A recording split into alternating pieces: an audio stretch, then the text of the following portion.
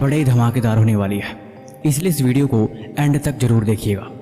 अभी भी 2023 को ख़त्म होने में लगभग 90 दिन पड़े हुए हैं। साल के एंड में और नए साल की शुरुआत में अगर इस वीडियो में बताई गई 3 बातों को अपनी लाइफ में उतार ली तो आप आगे 31 दिसंबर को मुझे धन्यवाद बोलना। वो कहते हैं किसकी कौन सी बात आपकी ज़िंदगी को बदल के रख दे, ये तो कोई नहीं जानता। तो चलिए हर बार की तरह इस बार भी इस वीडियो को एक मज़ेदार कहानी के साथ शुरुआत करते हैं। स्कूल का आखिरी दिन था। सारे बच्चे आपस में रो रहे थे, कुछ अपने दोस्तों के साथ पार्टी कर रहे थे कि आज के बाद स्कूल ख़त्म हो जाएगा, हम एक नई ज़िंदगी शुरुआत करेंगे और ये पल सब मेमोरी बन के रह जाएगा। कुछ तो इतना कह रहे थे कि आज के बाद शायद हम कभी दोबारा मिले ही नहीं, क्योंकि सबको अलग अलग कॉलेज में पढ़ाई करने के लिए अलग अलग शहर कोई चला जाएगा, कोई अपनी ज़िंदगी अपने तरह से जिएगा। क्लास में सबने साथ में पढ़ाई करी थी, हर एक चीज़ साथ में एंजॉय किया था। क्लास के एक लेक्चर को, एक दिन को उन्होंने साथ में जिया था, इसीलिए वो इस पल को बड़े खुशनुमा अंदाज से जीना चाहते थे। क्लास के आखिरी दिन में टीचर आए और बोले, बच्चों आखिर वो दिन आ गया। बचपन से तुम सब सुनते आए होगे कि एक दिन तुम्हें बड़ा होना है, तुम बड़े हो जाओगे, तुम्हारे ऊपर जिम्मेदारी आएंगी। मुझे ऐसा लगता है कि आज वो दिन आ गया है। आज इस स्कूल से तुम्हारा आखिरी दिन है। आज ये स्कूल, ये क्लास, ये वक्त, ये घड़ी, हर चीज़ आखिरी है, क्योंकि आज के बाद तुम इस पल को कभी नहीं जी सकते। इसीलिए मैं तुम सबसे एक सवाल पूछना चाहता हूँ। क्लास के सारे बच्चे बहुत नर्वस थे, लेकिन टीचर ने पूछा कि मेरे हाथ में 500 का नोट है। मैं आप सबसे पूछना चाहता हूँ कि अगर ये 500 रुपये मैं आप सब में से किसी एक को दे दूँ तो आप इस पैसों को क्या खर्च करोगे? सामने से एक लड़के ने हाथ ऊपर किया और बताया कि मैं इन पैसों से अपने नए कॉलेज के लिए कापी, किताबें और पेन पेंसिल खरीदूंगी। लगभग हर एक क्लास के बच्चे से टीचर ने ही सवाल किया। सब ने अपनी अपनी इच्छाएं बताईं। किसी ने कुछ बोला, किसी ने कुछ बोला, किसी ने खिलौने बोला, तो हर किसी ने अपना अपना जवाब अपने अपने हिसाब से दिया। आखिरकार क्लास के आखिरी बेंच पे एक लड़का बैठा था जो बहुत ही मायूस था। टीचर ने आखिर में उससे पूछा कि हाँ भाई, तुमने जवाब नहीं दिया, तुम बताओ कि अगर ये तुम्हें मैं 500 रुपये दूँ तो तुम इन पैसों से क्या खरीदोगे?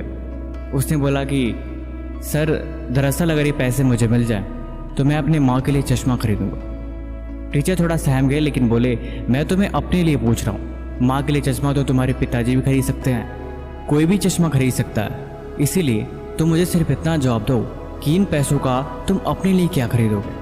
उस लड़के ने फिर से वही जवाब दिया कि सर, अगर कुछ भी हो जाए लेकिन मैं इन पैसों से माँ का चश्मा ही खरीदूंगा। टीचर ने पूछा, आखिर क्यों?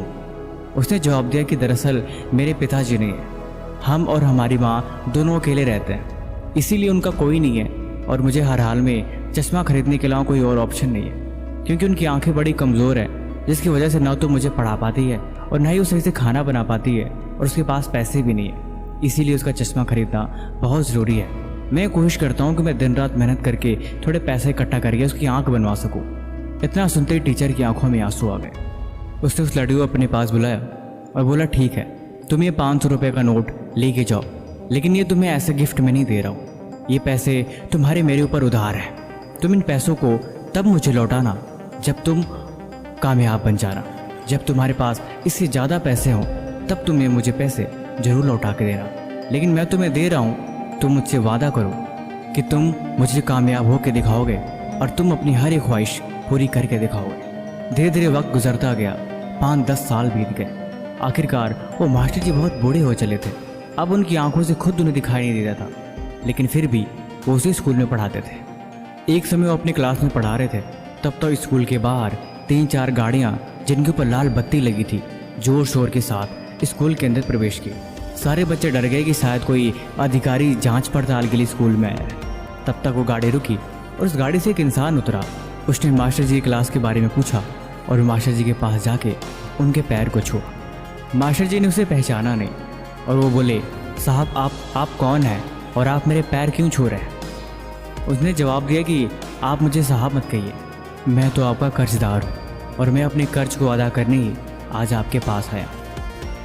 वो टीचर सहम से गए, आप मेरे कर्जदार, ये कैसे हो सकता है? उसने बोला, हाँ ये सही बात है, मैं आपका कर्जदार हूँ। आज के 12 साल पहले आपने मुझे 500 रुपये उधार दिया था और मैंने आपसे वादा किया था कि मैं ये पैसे आपको कामयाब होने के बाद ही लौटाऊंगा। तो आज मैं कामयाब हूँ, तो इसीलिए मैं आपके पैसे वापस करने आया हूँ। उस टीचर को सारी बात याद आ गई और उन्हें उस लड़की को गले से लगा लिया और सारे क्लास को इस सफलता की कहानी सुनाई। ये बात सच है, हर इंसान को जीवन में समय के साथ बदलना ही पड़ता है और बदलना ज़रूरी भी है, क्योंकि जो समय के साथ नहीं बदलते दरअसल वो अपनी ज़िंदगी में कभी बदलाव कर ही नहीं सकते। 2023 खत्म होने वाला है, 2024 आने वाला है, इसीलिए अभी भी वक्त है, खुद को बदल दो, अभी देर नहीं हुई है। इसकी शुरुआत हमेशा सुबह से करते हैं। मैं आपको सुबह के 3 या 4 बजे उठने को नहीं बोलूँगा, लेकिन कम से कम एटलीस्ट सुबह 6 या 7 बजे उठने की आदत डालो। यकीनन आपको 1 घंटा बाकी के 98% लोगों से आगे लेके जाएगा। आप उस 1 घंटे में एक्स्ट्रा रीड कर सकते हो, एक्सरसाइज कर सकते हो, मेडिटेट कर सकते हो, वॉक कर सकते हो और सबसे बड़ी बात गोल बना सकते हो और खुद को इन्वेस्ट कर सकते हो। और यही चीज़ और यही हैबिट अगर आपने 90 डेज तक कर ली तो यकीनन आपकी ज़िंदगी में एक नया चेंज देखने को मिलेगा, क्योंकि इसे कहते हैं master the game of morning wake up. और यकीनन ये सुबह के 1-2 घंटे एक्स्ट्रा टाइम आपको बाकी लोगों से 98% आगे लेके चला जाएगा। दूसरा, develop a habit of walking in nature. आप जस्ट इमेजिन करो, सुबह उठे, 1 गिलास पानी पिया और आप 30 मिनट के लिए बाहर नेचर में दौड़ने के लिए चले गए, जहाँ पे आपको शांति, सुकून और ठंडी हवाएं और चिड़ियों की सरसराहट के साथ आपको खुद से कनेक्ट होने का मौका मिलेगा। निकोला टेस्ला, अल्बर्ट आइंस्टाइन, बहुत सारे ऐसे वैज्ञानिक थे जो खुद को नेचर से कनेक्ट करके रखते थे और ज़्यादातर वक्त नेचर में ही बिताते थे। देखो, जीवन में क्लियरिटी ऑफ माइंड का होना बहुत ज़रूरी है। जब आपके थॉट्स क्लियर होते हैं तब आपको लाइफ में सही डिसीजन लेने में आपको हेल्प मिलती है और यही चीज़ आपके माइंड को शार्प करके आपको आगे बढ़ने के लिए पुश करती है। और ये बदलाव आपको घर में बैठने से कभी नहीं मिलेगा और ना ही आपको बहुत सारी चीज़ों में घिरे रहने से मिलेगा। ये चीज़ें तभी मिलेगी जब आप खुद को नेचर से कनेक्ट कर पाओगे और जब आप खुद को रियलिटी से कनेक्ट कर पाओगे, और यही चीज़ आपकी लाइफ बदलने में बहुत बड़ा रोल अदा करेगी। तीसरा और मोस्ट इम्पोर्टेंट थिंग इज़ जो आपकी लाइफ को पूरी तरह से बदल के रख देगा, और वो भी कुछ महीनों के अंदर ही, आप लिखने की आदत डालो। दर्द है, लिखो।